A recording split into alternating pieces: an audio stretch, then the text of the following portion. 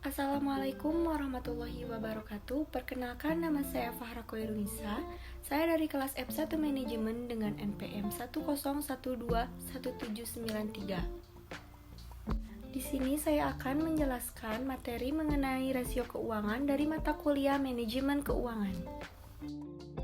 Materi keuangan dibagi menjadi 4. Yang pertama yang saya akan jelaskan yaitu rasio likuiditas. Apa itu rasio likuiditas? Rasio likuiditas merupakan gambaran posisi uang kas dan kemampuan perusahaan untuk melunasi dan membayar kewajiban hutang sesuai dengan waktu yang sudah disepakati. Terdapat manfaat dari rasio keuangan likuiditas ini.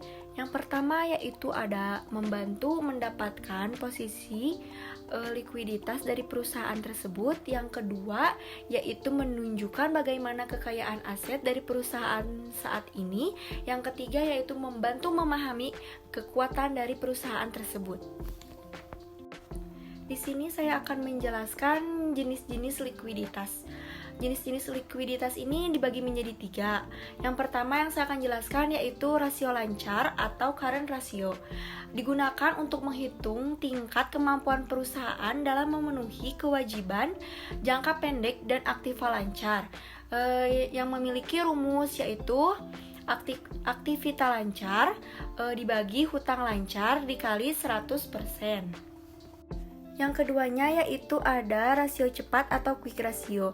Quick ratio ini lanjutan dari rasio lancar. Cara menghitungnya hanya menggunakan aktiva lancar dan membandingkannya dengan kewajiban lancar. Dengan rumusnya yaitu quick ratio sama dengan aktiva lancar dikurangi persediaan dibagi hutang lancar dikali 100%. Dan yang terakhir yaitu ada rasio kas atau cash ratio. Cara menghitung rasio ini melibatkan kas perusahaan. Tujuannya sama dengan jenis lainnya yaitu mengetahui kemampuan perusahaan untuk melunasi kewajiban jangka pendeknya dengan kas perusahaan. Mempunyai rumus yaitu kas rasio sama dengan kas ditambah surat berharga dibagi hutang lancar dikali 100%. Di sini juga saya sudah menggunakan contoh soal rasio likuiditas dengan mengambil satu jenisnya yaitu dari quick ratio atau rasio cepat. Dengan rumusnya yaitu bisa dilihat aktiva lancar dikurangi persediaan dibagi hutang lancar dikali 100%. Di sini saya menggunakan contoh perusahaan PT XY. Memiliki aktiva lancar senilai 20 juta, persediaannya 12 juta, dan juga kewajiban lancarnya 16 juta.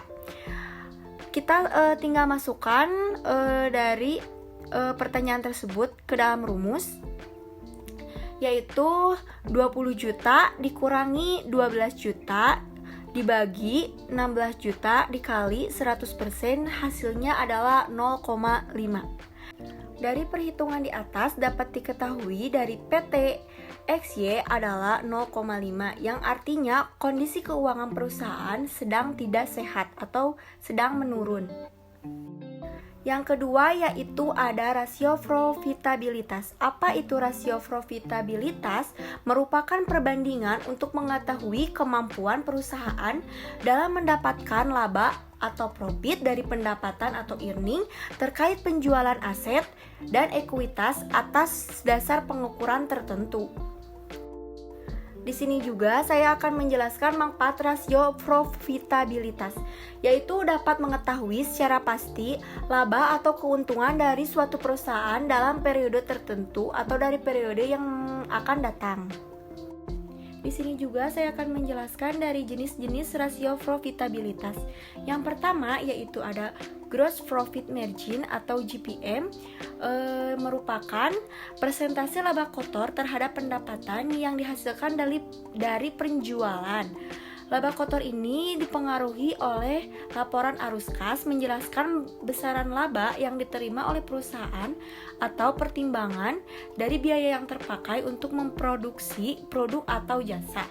Dengan rumusnya yaitu laba kotor dibagi total pendapatan dikali 100%.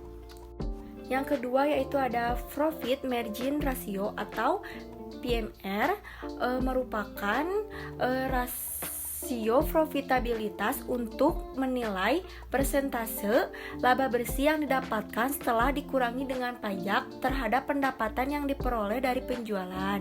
Rumusnya yaitu PMR sama dengan laba bersih setelah pajak dibagi penjualan. Yang ketiga yaitu ada Return on Assets Ratio atau ROA, yaitu efisiensi dalam suatu perusahaan dapat mengelola asetnya sebenarnya. Dapat dilihat dari rumusnya yaitu laba bersih dibagi total aset. Yang keempat yaitu ada Return on Equity Ratio atau ROE. ROE ini berguna untuk menilai kemampuan suatu perusahaan dalam menghasilkan laba dari investasi pemegang saham perusahaan yang dinyatakan dalam bentuk persentase. Rumusnya yaitu ROE sama dengan laba bersih setelah pajak dibagi ekuitas pemegang saham. Yang kelima yaitu ada Return on Sales Ratio atau ROS, yaitu menampilkan tingkat keuntungan perusahaan setelah pembayaran biaya variabel produksi seperti gaji karyawan, bahan baku, dan lain-lain sebelum dikurangi pajak dan bunga. Dengan rumusnya yaitu ROS sama dengan laba sebelum pajak dan bunga dibagi penjualan dikali 100%. Yang keenam yaitu ada Return on Capital Employed atau ROC. Rumusnya yaitu laba sebelum pajak dan bunga dibagi total aset dikurangi kewajiban. ROC ini mengukur keuntungan perusahaan dari modal yang digunakan dalam bentuk persentase.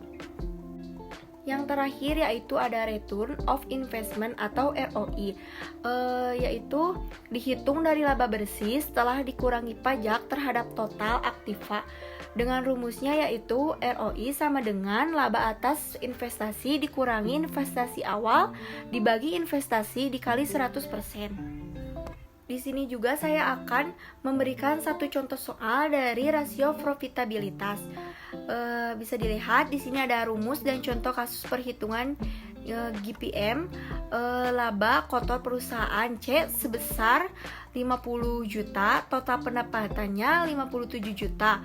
Maka GPM perusahaan C adalah sebagai berikut.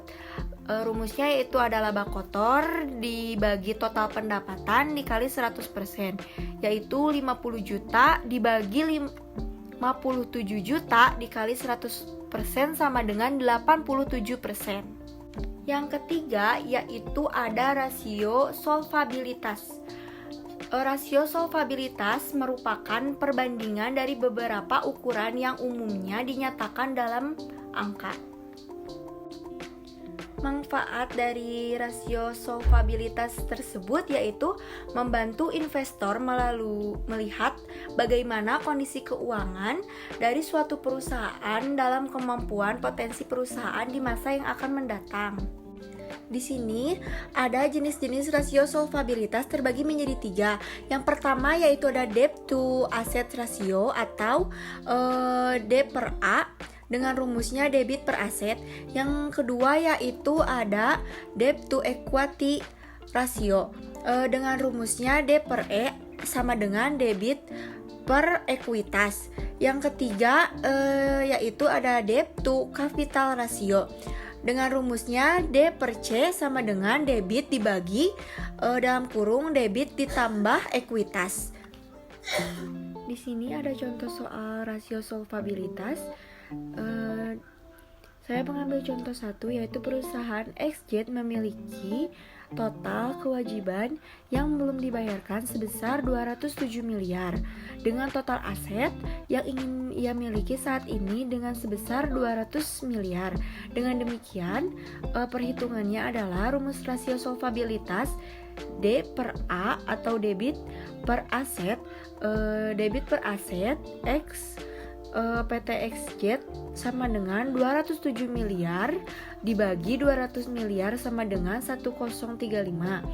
Jadi solvabilitas PT XZ adalah diantaranya 035 yang artinya memiliki kemampuan membayar kewajiban perusahaan di tahap yang terakhir. Yang keempat yaitu ada rasio aktivitas, adalah kemampuan pemanfaatan aset perusahaan untuk menghasilkan profit, khususnya bagi shareholder yang telah mengeluarkan modal untuk membeli aset suatu perusahaan.